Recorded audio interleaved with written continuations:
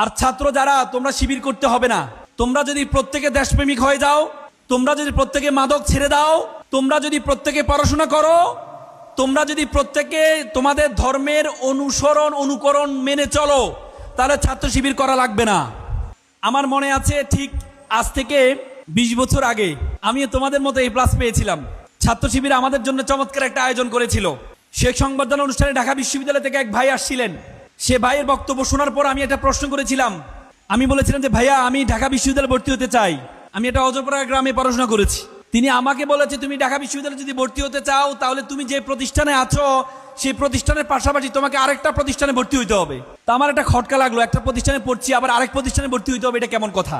তখন তিনি আমাকে বললো, আমি বললাম ভাই সে প্রতিষ্ঠানের নামটা কি? তিনি বললো সে প্রতিষ্ঠানের নাম হচ্ছে বাংলাদেশ ইসলামী ছাত্র শিবির। সেদিন ওনার কথাটা আমার বিশ্বাস হয়নি। পরে দেখেছি আমাদেরকে A+ সংবর্ধনা দেওয়ার পরে আমাদেরকে কাগজ দিয়েছে যে তোমরা যে 2 মাস বসে থাকবা না, তোমাদের জন্য আমরা ইংলিশ ফাউন্ডেশন কোর্সের ব্যবস্থা করেছি। আমাদেরকে ইংলিশ ফাউন্ডেশন কোর্সে ভর্তি করাই দিয়ে, তারপরে যখন ইন্টারে ভর্তি হলাম আমাদের জন্য নবীনবরণ আয়োজন করেছে। করার পর আমাদের জন্য একাডেমিক কোচিং সেন্টার নিয়ে আসলো, বললো যে একাডেমিক কোচিং সেন্টারে ভর্তি হয়ে এসএসসির মতো এসএসসিতে তুমি A+ নিশ্চিত করো। ইন্টারও A+ পেলাম। পাওয়ার পর ছাত্র শিবির বলল, তুমি যদি মেডিকেলে ভর্তি হতে চাও তাহলে তোমার জন্য রেটিনা মেডিকেল কোচিং আছে। তুমি যদি বিশ্ববিদ্যালয়ে ভর্তি হতে চাও তাহলে তোমার জন্য ফোকাস আছে। আমাদেরকে গ্রাম থেকে নিয়ে ফোকাসে ভর্তি করিয়ে দেয়। সেদিন ভাইদের এত কেয়ার পেয়েছিলাম।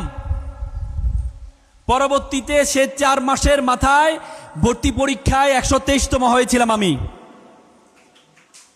আমি এটি এজন্য বলছি তোমাদেরকে, it's the only one contribution of Bangla ইসলামী ছাত্র শিবির। ছাত্র শিবির বলে তুমি ছাত্র শিবির করা লাগবে না। তুমি যদি দক্ষতা অর্জন করতে চাও, তুমি যদি বক্তা হতে চাও, তোমার জন্য স্পিকার্স ফোরাম আছে ছাত্র শিবিরের। তুমি যদি লেখক হতে চাও, ছাত্র শিবির বলল তোমার জন্য লেখক ফোরাম আছে। তুমি যদি বিতার্কিক হতে চাও, ছাত্র শিবির বলে তোমার জন্য ডিবেটিং ফোরাম আছে।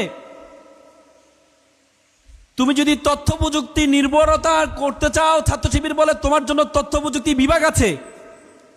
তুমি ছাত্র শিবিরের সকল ধরনের সুযোগ সুবিধা তুমি গ্রহণ করবা। তোমাকে ছাত্র শিবির কখনো বাধ্য করবে না, তুমি ছাত্র শিবির করা লাগবে।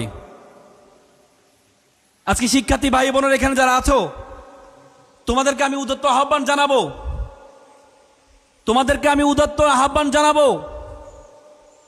আজকে মোরালিটি খুবই ইম্পর্টেন্ট। আজকে আমাদের দেশে ডাক্তারের কোনো অভাব নেই, আমাদের দেশে ইঞ্জিনিয়ারের কোনো অভাব নেই।